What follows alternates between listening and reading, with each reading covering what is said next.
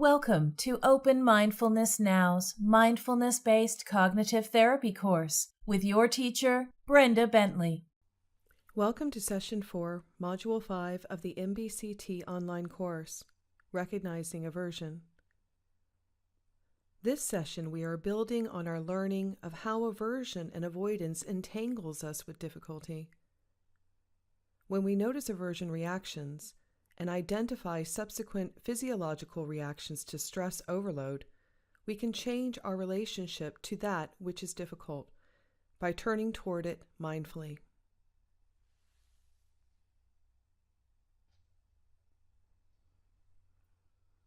We will begin this session with an introduction to the R.A.I.N practice, followed by a formal meditation practice. Take this moment to adjust yourself into a posture that is comfortable and holds the intention to stay alert and be aware. We will begin this session with an introduction to R.A.I.N practice, followed by a formal meditation practice. Take a moment now to adjust yourself into a posture that is comfortable and holds the intention to stay alert and be aware. This is an introduction to R.A.I.N. R.A.I.N is a mindfulness practice that is typically applied to unpleasant, uncomfortable, or upsetting thoughts, feelings, and sensations. R.A.I.N stands for an acronym. It incorporates the core teachings of mindfulness and instructs us to recognize, accept, investigate, and not identify with difficult thoughts, feelings, sensations, urges, cravings, etc.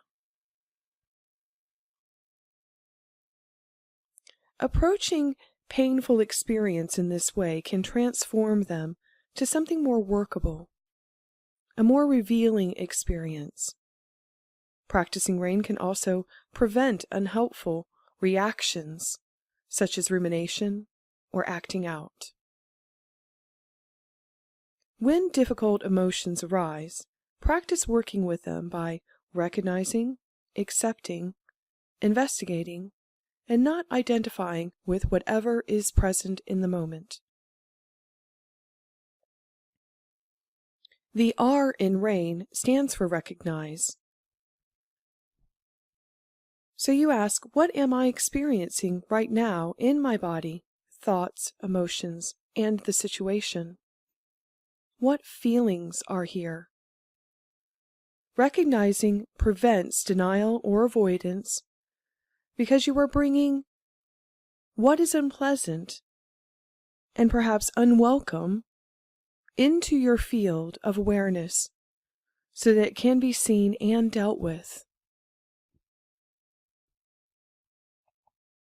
The A in R.A.I.N stands for accept, or acknowledge, or allow. Acceptance in this sense means that you acknowledge the actuality of what is present in this moment, and you allow what is already here to be here. It is important to note that just because you accept or acknowledge something that is present does not mean that you agree with it, or you approve of it, or you support it.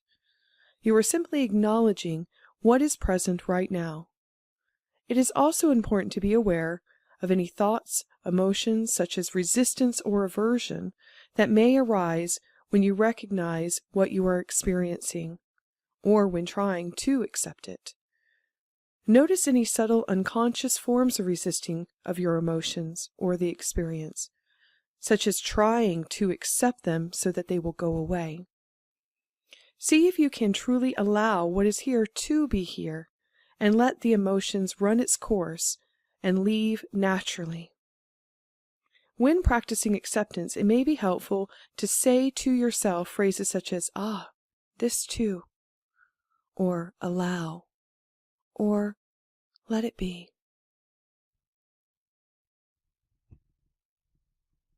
And the I in R.A.I.N stands for investigate. Investigation is unlike analyzing, and it's more like inquiry. Bring a quality or attitude of curiosity or beginner's mind as if it's the very first time you have experienced this. Investigate the primary facets of the internal experience, thoughts, emotions, physical sensations. Just notice what is here without judgment or implications or consequence. N is for non-identification. Non-identification means not believing that your emotions belong to you or labeling them as me, mine, or I am. It allows you to decenter or defuse from emotions and understand with self-compassion that the emotions you experience are shared experience by all humans. Emotions are a part of being human and living a rich and full life. We cannot eliminate unhappiness or unpleasantness in that experience of that without eliminating our being able to feel happiness as well. There are two sides of the same coin, and to expect yourself to never to feel negative emotions is trying to hold yourself to some different standard on being human, and that's really unlovable and inhumane to do so.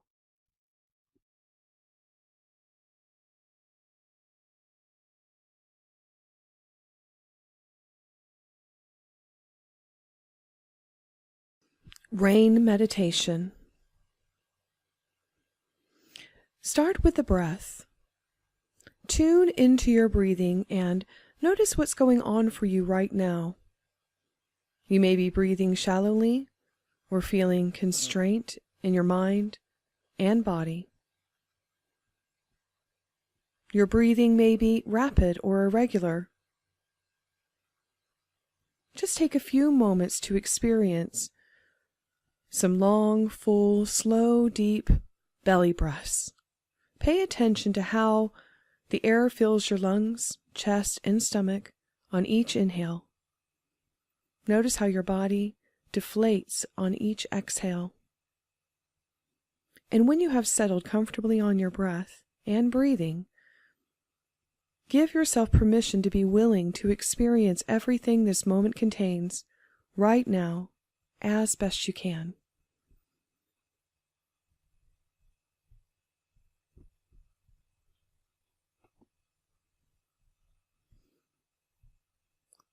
See if you can invite in a quality of beginner's mind or curiosity to your experience.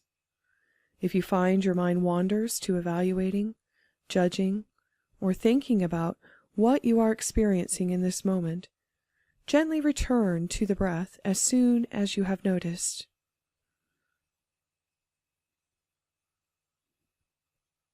Take a moment to recognize what is happening right now. What thoughts are here? What feelings are here? What physical sensations are here? Breathe in and out of this awareness.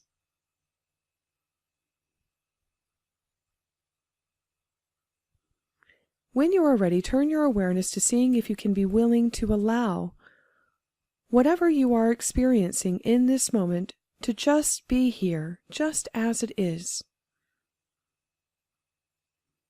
See if you can make space for whatever it is here in your internal world.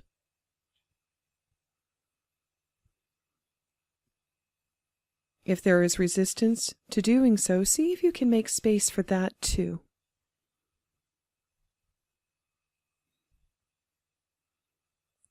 Turn your willingness dial all the way up as best you can.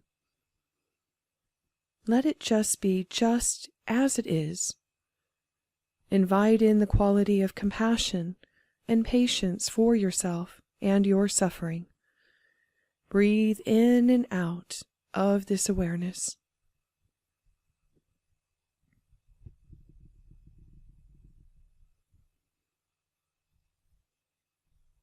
Now expand your awareness to investigate or inquire about the experience. Thoughts, emotions, physical sensations. Notice what is present in your body, including the texture, layers, changing nature, pressure, anything else that occurs. Emotions. What is the basic feeling or tone of the experience? Positive, negative, neutral? what emotions are specifically present. There may be many different emotions present. Ask yourself, what does this feeling want from me right now? What does this mean? What else could it mean? What is it trying to tell me? Thoughts. Just notice what thoughts are passing through your mind. Perhaps ask yourself, what stories am I believing right now? Just notice what is here, without judgment, implications, or consequences. Notice this as if the first time. Breathe in and out of this awareness.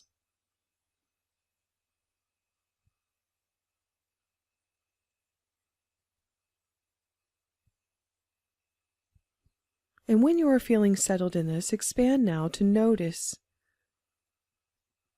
if or how you have identified with this experience.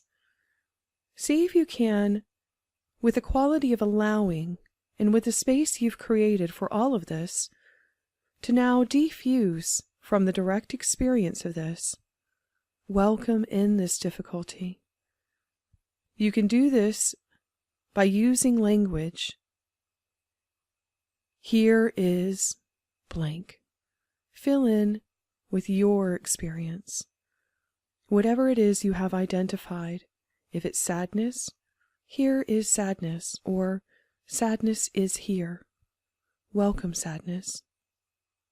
If it's hurt, hurt is here, or here is hurt. Welcome hurt.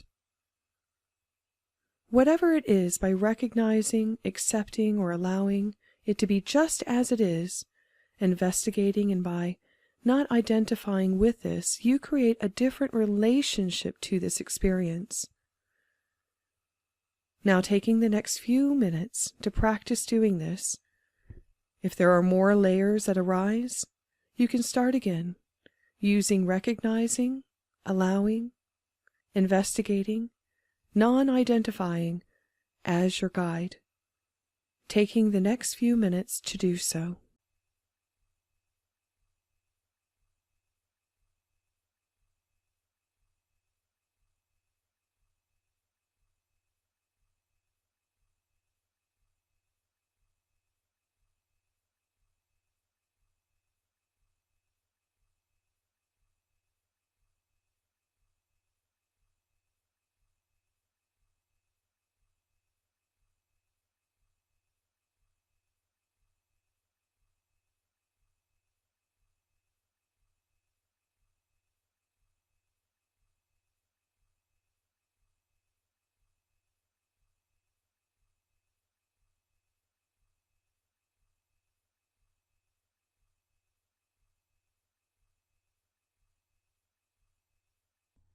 Now for some inquiry.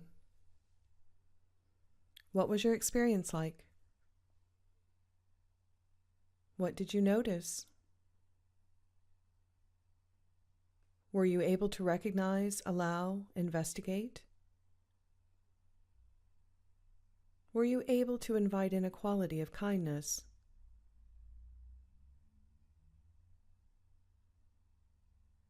Did this result in a natural awareness of non-identification for you?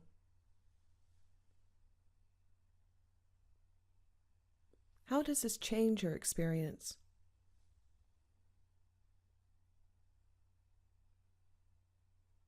You can journal your experience in your participant handbook or provide inquiry feedback directly to your teacher if you've signed up for teacher-supported learning.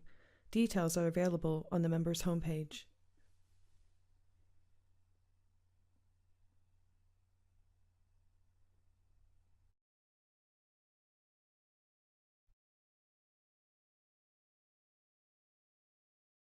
The purpose of this practice is to recognize early and respond skillfully to aversion-based reactions such as stress and overwhelm by inviting in a quality of allowing and kindness to our experience. The aim is to decondition the habitual reactions to difficulty by moving toward the difficulty with an attitude of acceptance and kindness.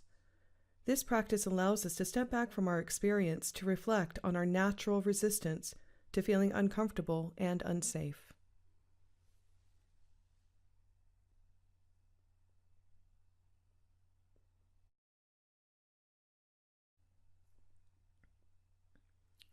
The aim is not to feel better, but rather feel better.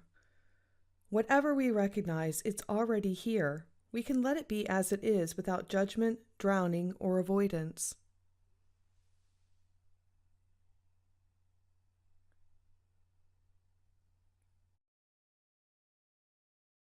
Now let's review our experience calendars from sessions 2 and 3.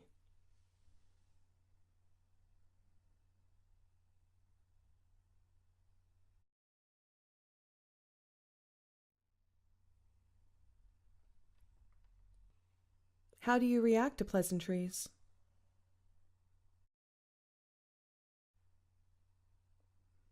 How do you react to unpleasantries?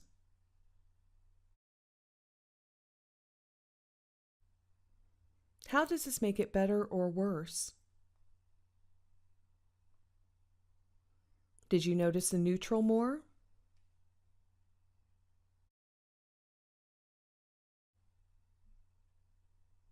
How did this change your experience?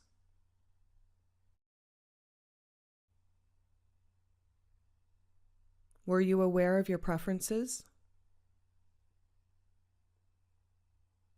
You can journal your experience in your participant handbook or provide inquiry feedback directly to your teacher if you've signed up for teacher-supported learning.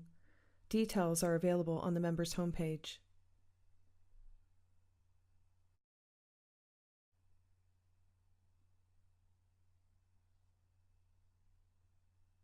Three ways of meeting experience. What we learn from the experience calendars is that if we experience something that is pleasant, we move towards that. We want more of it. We grasp, hold, and become attached. If it's unpleasant, we push away from it to block, avoid, or escape it. Sometimes we become bogged down in it and will ruminate to fix, change, or manipulate it. This can lead to feelings of overwhelm when we are unsuccessful.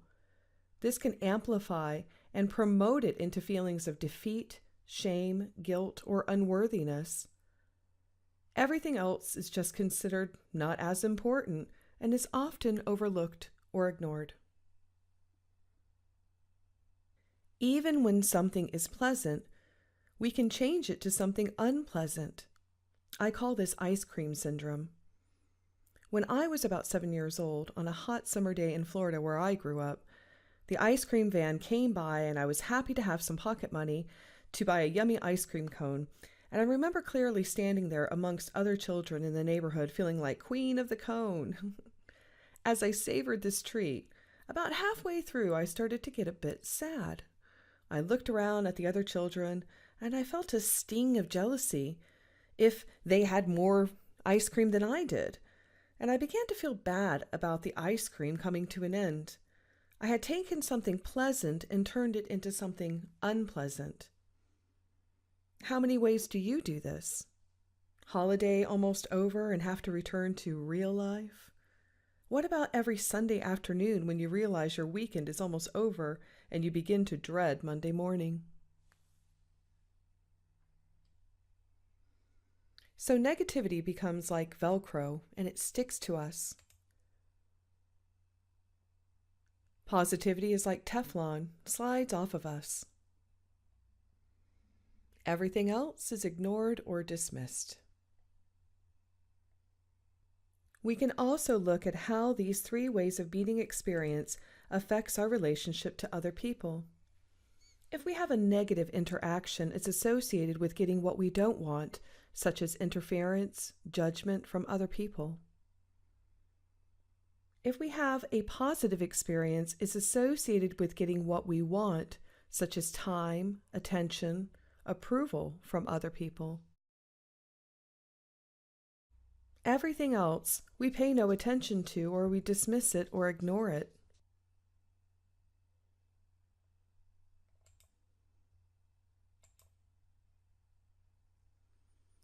We may try to think our way out of it, ruminating or by layering the experience with judgments.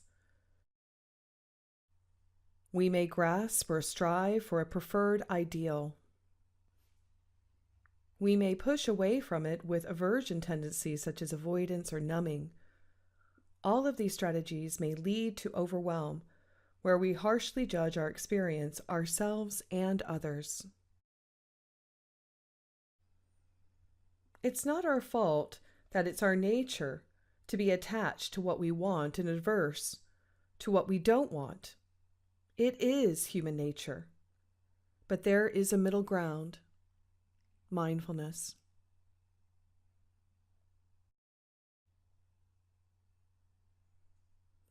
Viktor Frankl, an Austrian neurologist and psychiatrist, as well as a Holocaust survivor and author of Man's Search for Meaning, said, "Between stimulus and response there is a space, and in that space is our power to choose our response.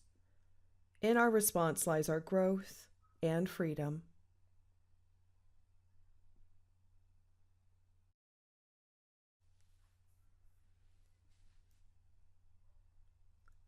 So what does the middle ground look like? It looks like this.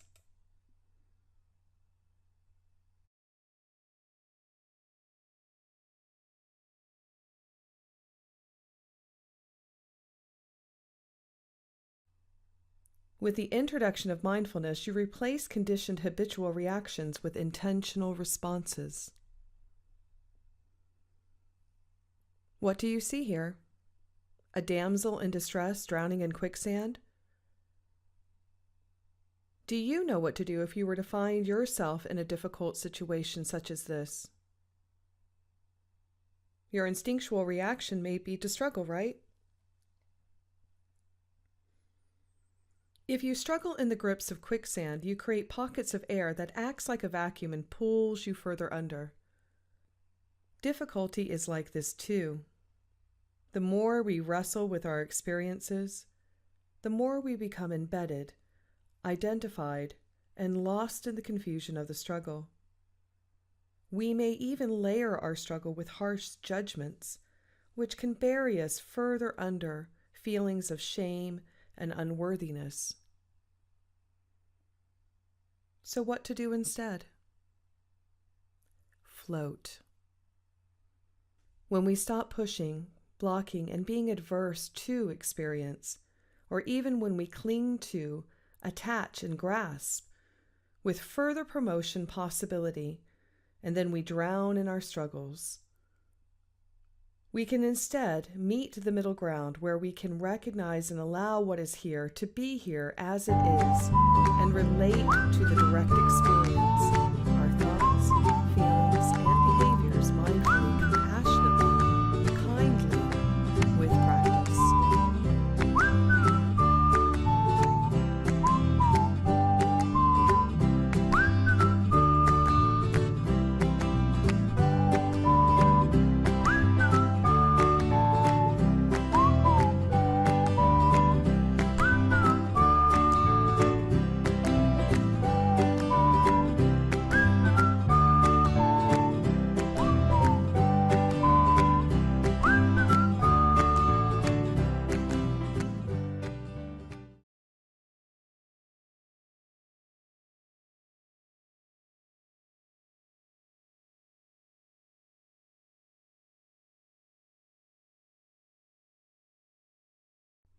The middle ground that mindfulness brings means that you may still have and be influenced by a negative person or experience, but when you acknowledge that negativity and accept the reality of how you are affected, you create a space where you can let it pass through you, learning and growing as you notice, accept, and choose to be mindful of how you are affected. Aversion entangles us the more we struggle with it. Aversion is the drive to move away from by getting rid, changing, escaping, avoiding, or numbing to things that we judge as unpleasant. Being present and turning to the breath, you interrupt instinctual and conditioned reactions with intentional responses. This doesn't mean that difficulty doesn't affect you. It means you know how you are affected, and you accept this without reacting and promoting it to suffering. You don't have to be happy about it, but you don't need to make it any harder than it already is by carrying it with you. Have you ever heard of the fight, fight, freeze response? This instinctual response is part of our threat, drive, and resource-seeking systems of the brain. In mindfulness, we see fight as becoming controlling, judgmental, aggressive, or self-attacking, such as when we criticize ourselves for struggling. Flight means escaping into distraction or numbing, such as with addictions, TV, internet, our phones. Anything that takes us out of how we're feeling becomes a strategy of escape, which isolates us from ourselves and our struggle. Freeze means getting lost in your thoughts, rumination, worry, overanalyzing. This is a form of self-absorption. Fight, flight, freeze is part of our nature, but in mindfulness we can wake up to our instinctual reactions and open ourselves to a more fulfilling experience of ourselves and our lives with practice.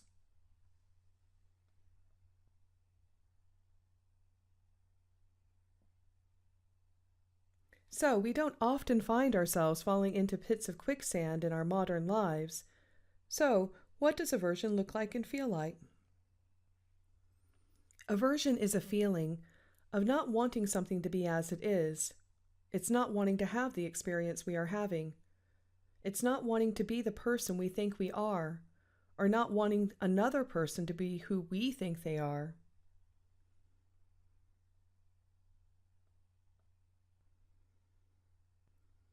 With practice, you are learning a new way to process aversion by knowing yourself and your reactions to unpleasantness.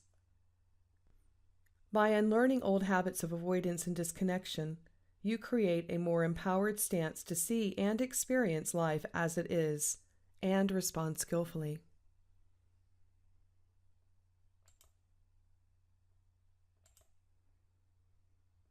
Remember that aversion is part of our self-preservation instinct, and we will always experience aversion in the face of getting what we don't like or what we don't want. That's our nature. It's also part of our survival strategy to keep us safe. But when we become adverse to our private experience of thoughts, feelings, and behaviors, how we are affected by the difficulty, it amplifies and maintains it.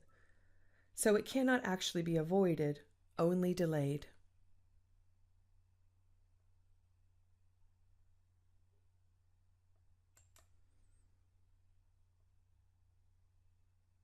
Skillful response to aversion.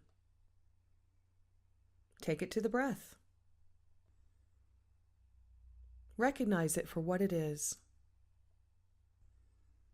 Name it. Here is aversion. Investigate mindfully with soft attention and gentle inquiry to the actuality of your experience. Treat it with respect, with a willingness to let it be as it is. As we learned, our thoughts are our mental events, the interpretation of what we are experiencing, but this is not the whole story. Feedback loops mean that feelings arise from thoughts, and the feelings are real. So treat your feelings with respect by noticing, allowing, and inviting in a quality of kindness to having had the difficulty. This is a foundation of living a mindful life. Here are some ways you can bring mindful awareness to your experience of aversion. Check in to the direct experience with kindly, soft attention to investigate what it is like for you. What does aversion feel like? Where do you feel it in your body? What is your urge to react? What thoughts arise? How does this make you feel? What way do you react to those feelings?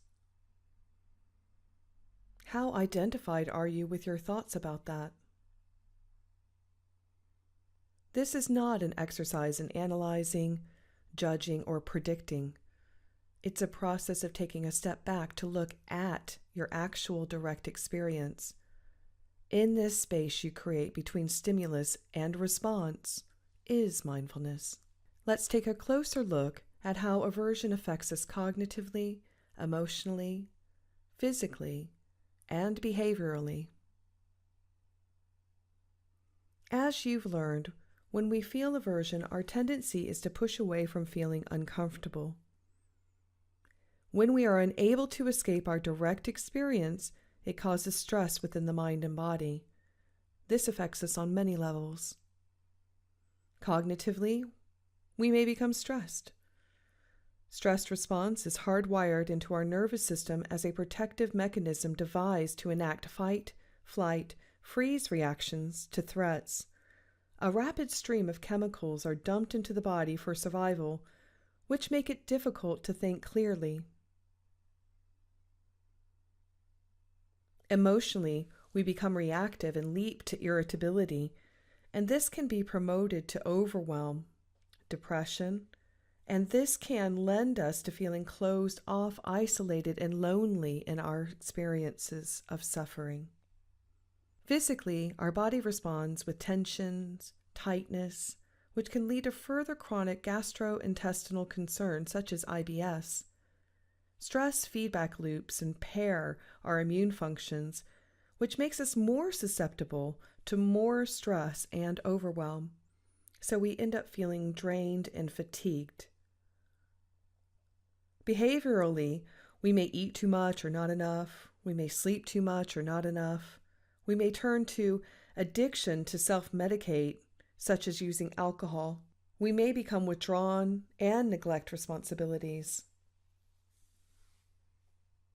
When we notice our aversion tendency, we can wake up and interrupt promoting this to stress reactions by turning to the middle ground of mindfulness.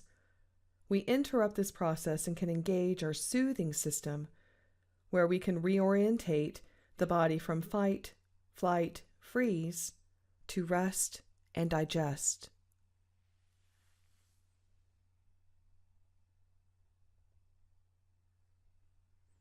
Here's a closer look at how aversion and stress affects you.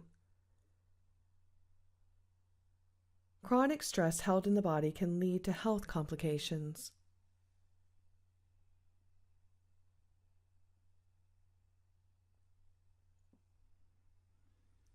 Taking a closer look at stress reactions such as aversion, we can see from this curve that stress can be healthy. When we are in optimum stress, we are motivated, energized, and prepared to meet life's challenges. If we become overloaded by too much stress, we tip the curve to the downward slope from fatigue into exhaustion, making us susceptible to more stress, anxiety, panic, anger, and subsequent burnout.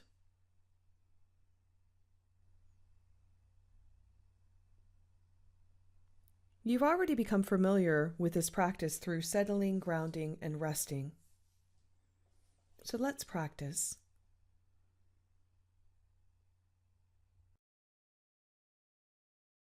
Three-minute breathing space meditation. And just take a few moments to check in and be present in this moment. And our breath is an anchor for the present moment.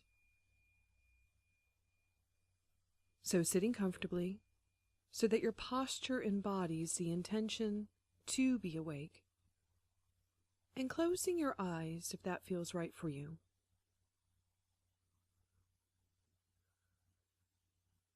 Bring your attention to the breath. Focus on the sensations of breathing from the abdomen, the gentle rise and fall that happens all by itself. Not trying to have the breath do anything special or control it in any way, just noticing all the details of the whole of the in-breath and the whole of the out-breath as best you can. You may even notice a little pause between the inhale and the exhale. And if your mind wanders, simply noticing that it has and gently escorting your focus and attention back to your breath.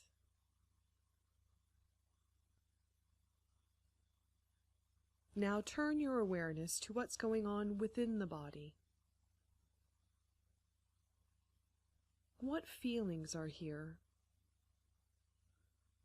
Are you aware of any sensations that are present? Not trying to change anything, but just opening up to what is already here. Expanding your focus of awareness around the breath to take in the whole body, as if the whole body were breathing now. Become aware of your posture, your facial expression, sensations on the surface of the skin. Just holding in awareness all of the sensations in your body right now, just as they are. Just being in the moment, just as it is. And by taking these few minutes, you can cultivate your awareness of yourself and switch from doing mode to being mode. With practice, you can lengthen the amount of time that you can spend just being in this moment.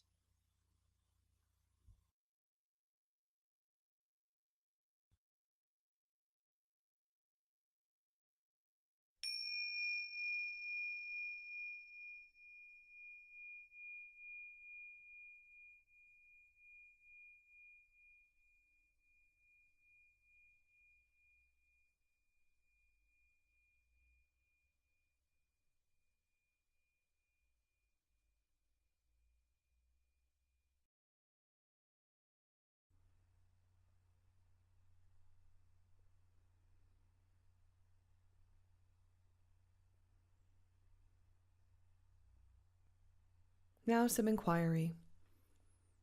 What was your experience like? Did your mind wander? What sensations, thoughts, feelings were you aware of? How do you feel now?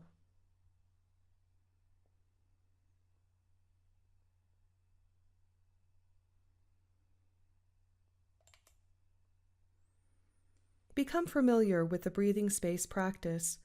Learn the stages of the practice so you can self-direct, so anytime you experience feelings of aversion, you can skillfully respond.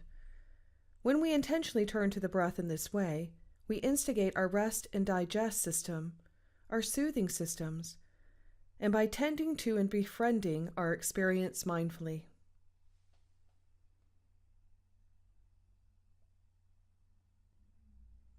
Part of your home practice this week is seeing, hearing, and smelling exercise.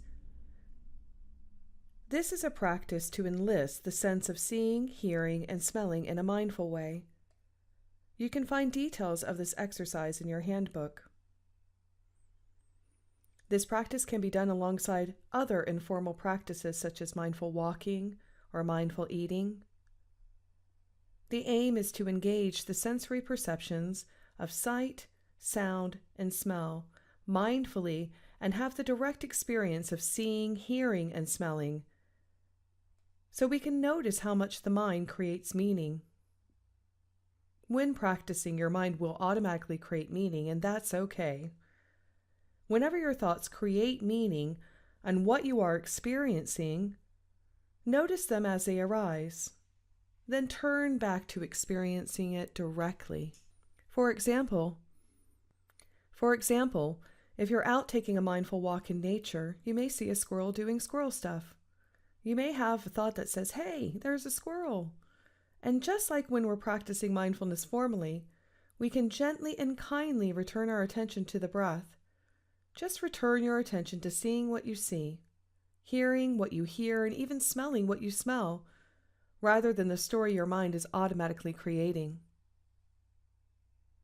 When we learn to incorporate all our sensory perceptions to help us anchor to the present moment, we pay attention with mindful awareness in this way and notice things that we might have otherwise missed or overlooked. when we live through the lens of our thoughts. This practice also prepares you to use the same skill that you're learning to relate to thoughts mindfully later in the course. Home practice. Please refer to your handbook for details of home practice.